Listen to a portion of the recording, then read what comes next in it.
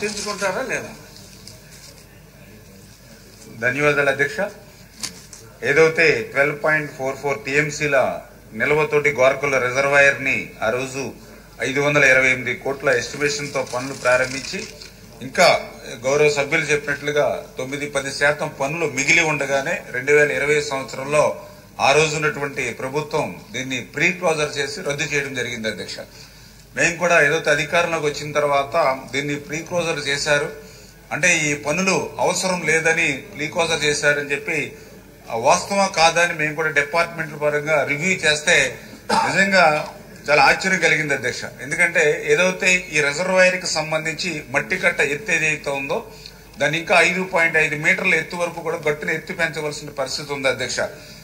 అంటే అట్లా ఎత్తు పెంచితేనే ఫుల్ ఫ్లెడ్జ్డ్ గా 12.44 టీఎంసీ నీటిని మాత్రం నిల్వ చేసుకునేటువంటి పరిస్థితి ఉంటుంది.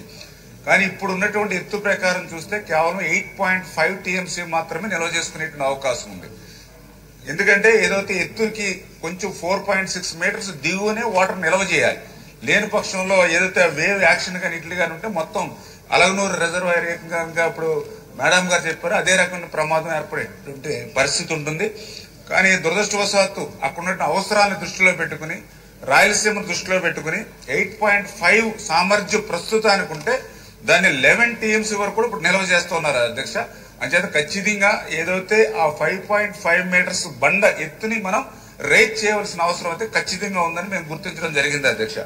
అదేవిధంగా రెండవది ఏదైతే హెడ్ సూయిస్ గ్లేట్స్ ఏవైతే ఉన్నాయో దీనికి 3 గేట్లు ఉన్నాయి అధ్యక్ష. ఆ 3 గేట్లు ఒక గేటే పనిచేస్తూ ఉంది, మిగిలిన 2 గేట్లు కూడా పనిచేయట్లా. అంటే గేట్లు అయితే పెట్టారు కానీ ఆ గేట్లను ఆపరేట్ చేయడం అంటే క్లోజ్ చేయడానికి కానీ లేదంటే ఓపెన్ చేయడానికి మోటార్ కానీ గేర్ బాక్స్ కానీ రోప్స్ కానీ ఏమీ సిస్టమ్ అనేది ఏమీ లేదు. దానివల్ల ఒక గేటే పనిచేయడం వల్ల కేవలం 800 క్యూసెక్కులు మాత్రమే మనం పంపించడానికి అవకాశం ఉంది. యాక్చువల్గా 2400 3 గేట్లు కూడా. అంచేత 2 గేట్లు పనిచేయట్లేదు కాబట్టి వాటిని కూడా మనం ఏదైతే హైయెస్ట్ మెకానిజం పనులు కూడా కంప్లీట్ చేయాల్సిన అవసరాన్ని అయితే మేము గుర్తించడం జరిగింది అధ్యక్ష. అదేవిధంగా ఏదైతే మూడవది డిప్లేషన్ స్లూయిస్ అంటే ఇది కూడా పూర్తి చేయాలి అధ్యక్ష.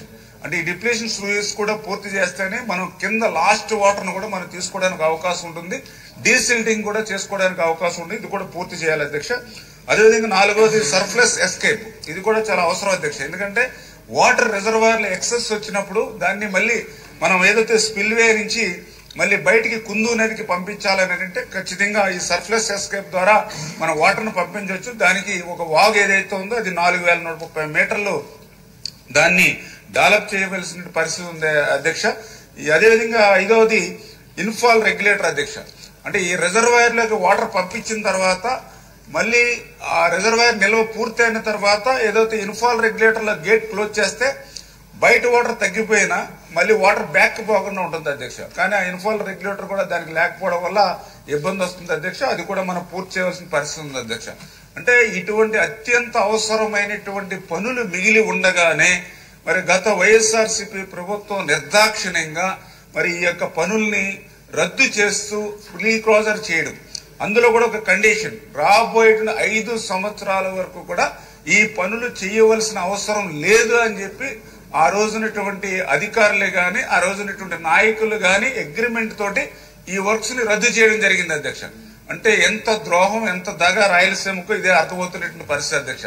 ఎందుకంటే 2014-2019 5 సంవత్సరాల తెలుగుదేశం ప్రభుత్వంలో ఇదే రిజర్వాయర్ కి ఆ రోజు 110 కోట్లు ఆ రోజు మన ప్రభుత్వం ఖర్చు పెట్టినటువంటి పరిస్థితి అధ్యక్ష. 2019-24 వాళ్ళ 5 సంవత్సరాల్లో ₹1 ఖర్చు పెట్టగలేదు, 0. కనీసం ఆ పనుల్ని కొనసాగించుంటే కనీసం ఈ రోజు ఇటువంటి ప్రమాదం ఏదైతే అలగనూరు రిజర్వాయర్ కి పట్టినటువంటి గతి దీనికి భవిష్యత్తులో పట్టకుండా ఉండేటువంటి పరిస్థితి ఉంటుంది అధ్యక్ష. ఎప్పటికి అవుతాయని చరిత్ర గారు అడుగుతున్నారు. ఎస్ దానికోసం వస్తున్నాను అధ్యక్ష.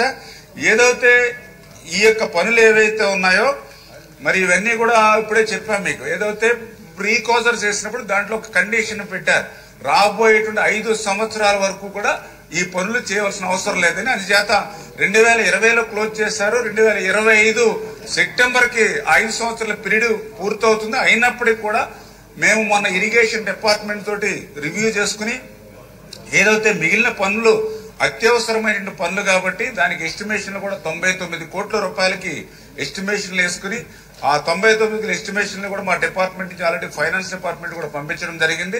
ఆ ఫైనాన్స్ డిపార్ట్మెంట్ నుంచి నిధులు మంజూరు అయిన వెంటనే ఈ పనుల్ని అత్యవసర పనుల కింద ఈ ప్రభుత్వం అయితే చేపడుతుందని చెప్పి తెలియజేసుకుంటూ, అందుకు మించి ఈ మధ్యలో ఏదైతే ఇప్పుడు గౌరవ సభ్యులు చెప్పినట్లుగానే ఆ మెయింటెనెన్స్ కూడా గత 5 సంవత్సరాలు చేయలేదు. దాని నిమిత్తం కూడా మరి మన ప్రభుత్వం వచ్చిన తర్వాత మళ్ళీ మరి 1,02,00,000 రూపాయలు కూడా మెయింటెనెన్స్ కూడా ఈ సంవత్సరం మేము ఇచ్చి పనులు కూడా చేస్తున్నాం. ఆ పనులు కూడా జరుగుతున్నాయని చెప్పి మీ ద్వారా కూడా తెలియజేస్తున్నాం. చెప్తే ఆవిడ కొంచెం శాంతించవచ్చు. ఆల్రెడీ మెయింటెనెన్స్ పనులు ఏదైతే ఇప్పుడు మనం చెప్పినట్లుగా ఏదైతే రివిట్మెంట్ ఏదైతే ఉందో, లేకపోతే ఎక్కడైతే ఈ జంగిల్లో ఏదైతే క్లియరెన్స్ ఉందో ఆ పనులన్నీ కూడా జరుగుతున్నాయి అధ్యక్ష.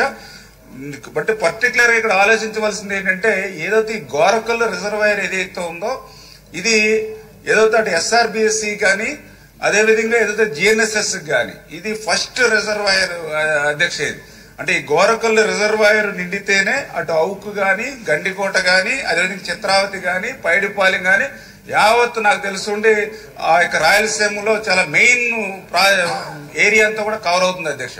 అంటే ఇంత మెయిన్ ఏరియా కవర్ అయ్యేటువంటిది, ఇన్ని రిజర్వాయర్లకి నీరందించేటువంటి గండికోటకి ఇటువంటి ప్రమాదకరమైనటువంటి పనులు మిగిలి ఉండగానే గత ప్రభుత్వం రద్దు చేసింది అని అంటే మరి ఏ రకంగా రాయలసీమకి జగన్మోహన్ రెడ్డి గారు, ఎందుకంటే మేము గోదావరి జిల్లాలో అయినప్పటికీ కూడా నేను రాయలసీమ పెట్టినని జగన్మోహన్ రెడ్డి చెప్పుకుంటూ ఉండేవాడు. కానీ ఆ రాయలసీమకి ఏ మాదిరిగా, ఎందుకంటే మనం హెచ్ఎన్ఎస్ఎస్ చూసాం, మనం ఏదైతే 1924 ₹1 పెట్టాల 1924లో, మళ్ళీ ఇప్పుడు జిఎన్ఎస్ఎస్ చూసాం, ఈ రోజు కూడా ₹1 పెట్టాల. కానీ తిరిగి ఎటువంటి ద్రోహం దగా చేస్తున్నాడో దయవుంచి ప్రజలు కూడా మీ ద్వారా అర్థం చేసుకోవాలని కోరుతూ, ఖచ్చితంగా రేపు రాబోయేటువంటి రోజుల్లో ఆ 99 కోట్ల రూపాయలు కూడా ఏదైతే ఎస్టిమేషన్ పంపించామో అవి శాంక్షన్ తెచ్చుకుని ఆ పనుల్ని పూర్తి చేసి ఆ గండికోట రిజర్వాయర్ ఏదైతే ఉందో దాన్ని పూర్తిగా ఆ పనులు చేసే బాధ్యత తీసుకుంటామని చెప్పి మీ ద్వారా తెలియజేస్తున్నాం. అది మీ ఆవేదనకి ఆయన ఆవేదన తోడైంది తప్ప తావరాకు మీద నీటి పొట్ల సమాధానం రాలేదు. అంటే ఆర్థిక ఇబ్బందులు ఉన్నాయి కాబట్టి, బట్ అర్థం చేసుకున్నారు. హాస్పిటల్లో ఉన్నా సరే ప్రత్యేకంగా వచ్చారు. వీలైనంత తొందరగా పూర్తి చేయండి. క్వశ్చన్ నెంబర్ 520 నారా లోకేష్ గారు. డిప్యూటీ స్పీకర్ సార్, కొంచెం మంత్రి గారిని రెస్ట్ తీసుకోమని మీరు చెప్పాలి. అవునా? ఎందుకంటే నిన్న కూడా జ్వరంతో వచ్చారు, కౌన్సిల్ కూడా జ్వరంతో వచ్చారు. చెప్పా రెస్ట్ తీసుకోండి, 2 రోజులు కోలుకోవాలి, మీరు సరి పడుకోవట్లేదు అని చెప్తాను. వినట్లేదు, మీరన్నా చెప్తే వింటారు. అవునా, మీరన్నా రూలింగ్ ఇస్తే గానీ వింటారు అధ్యక్ష. ఎందుకంటే పాప చాలా ఇబ్బంది పడుతున్నారు. అది very serious subject. Is not keeping well. అయినా కూడా ప్రశ్న సమాధానం చెప్పడానికి వచ్చారు అన్నా.